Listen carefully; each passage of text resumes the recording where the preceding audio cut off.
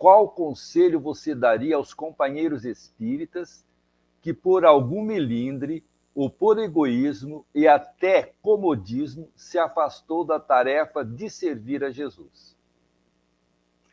Olha, eu sugeriria que a gente lesse a pergunta que está contida no Evangelho segundo o Espiritismo, se eu não me engano é capítulo 20, na mensagem que se segue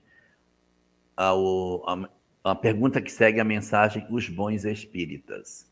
A mensagem curta, assinada pelo Espírito de Verdade, e depois dessa mensagem curta tem uma pergunta que diz assim: entre aqueles que se tornaram espíritas, alguns se desviaram. Como saber os que se encontram no bom caminho? Então você tem que medir com a régua da sinceridade. Você vai pegar a régua da sinceridade e você vai medir seu coração, para saber se realmente o que está dito naquela mensagem é feito por você. Então diz assim: reconhecê-los-eis pelas suas intenções, reconhecê-los-eis pelo seu amor ao próximo, reconhecê-los-eis pelo desinteresse pessoal. Essa é a chave. Desinteresse pessoal.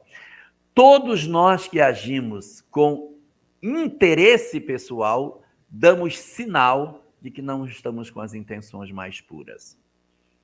Nas leis morais do Livro dos Espíritos, existem duas imperfeições que são oferecidas como chagas da humanidade: o orgulho e o egoísmo, essas duas. Mas quando chega no último capítulo das leis morais, chamado da perfeição moral, ele não fala mais de duas, só fala de uma. Ele fala de orgulho e egoísmo aqui dentro. Quando vai para a perfeição moral, ele funde as duas num só. Ele chama de desinteresse pessoal. Porque o desinteresse pessoal é o momento no qual o egoísmo encontra o orgulho. Por que eu tenho interesse pessoal? Porque eu sou mais do que os outros, então eu tenho orgulho. E como eu tenho orgulho, eu quero para mim, então eu tenho interesse pessoal. Então, na hora que existe a confluência entre o orgulho e o egoísmo, o interesse pessoal se estabelece. Então, o que eu preciso saber? Se eu sou movido pelo interesse pessoal. Se eu sou movido por ações que sejam marcadas por algo que diga respeito a minhas vantagens. Se eu tiver isso, eu sou o companheiro que está equivocado. Agora, se não sou eu que tenho isso, aí eu leio a parte do amor ao próximo. Porque na medida em que eu não sou, eu não posso dizer: olha aqui, fulano, é você, ó, tá aqui no livro, estou mostrando para você, lê aqui, ó. Tem que ter desinteresse pessoal, então você está errado. Se eu faço isso, eu também estou errado, porque a violência não é instrumento daquilo que a gente deve procurar fazer no sentido do bem. A questão 842 ou 843 de O Livro dos Espíritos pergunta, 842 eu acho, como a gente deve se comportar com relação àqueles que se desviaram? A gente deve deixar com que eles sigam ou deve alertá-los? Os Espíritos respondem: deve alertar, mas sempre com brandura, nunca com violência. Sempre com misericórdia e sem com desejo de coação, coercitivo, impositivo, mas com misericórdia, com brandura.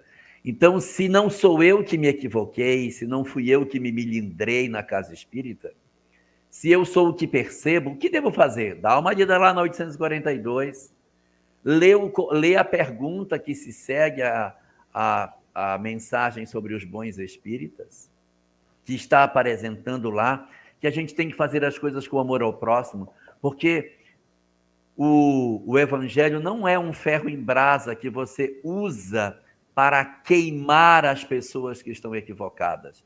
A gente não deve usar para a leitura da vida do outro, mas para a nossa leitura. Então, se por algum motivo nós experimentamos nas nossas vidas a convivência com companheiros de tarefa que se equivocaram, que a gente leia para verificar até onde isso não tem a ver conosco, e se não tem, apliquemos o amor ao próximo, a caridade com os amigos do coração, o quarto degrau da caridade, segundo Lacordaire, que seria um instrumento essencial para que a gente pudesse fazer o equilíbrio das nossas instituições espíritas. Do alto dos meus 42 anos de doutrina espírita, eu posso asseverar para vocês, sem medo de errar, eu não conheço uma única instituição, uma única, e eu conheço muitas, cuja diretoria brigou e ela se manteve de pé. Todas que eu conheci, quando houve racha na diretoria, o grupo que permaneceu disse, não, agora a casa vai, pois a casa mingou, você acredita?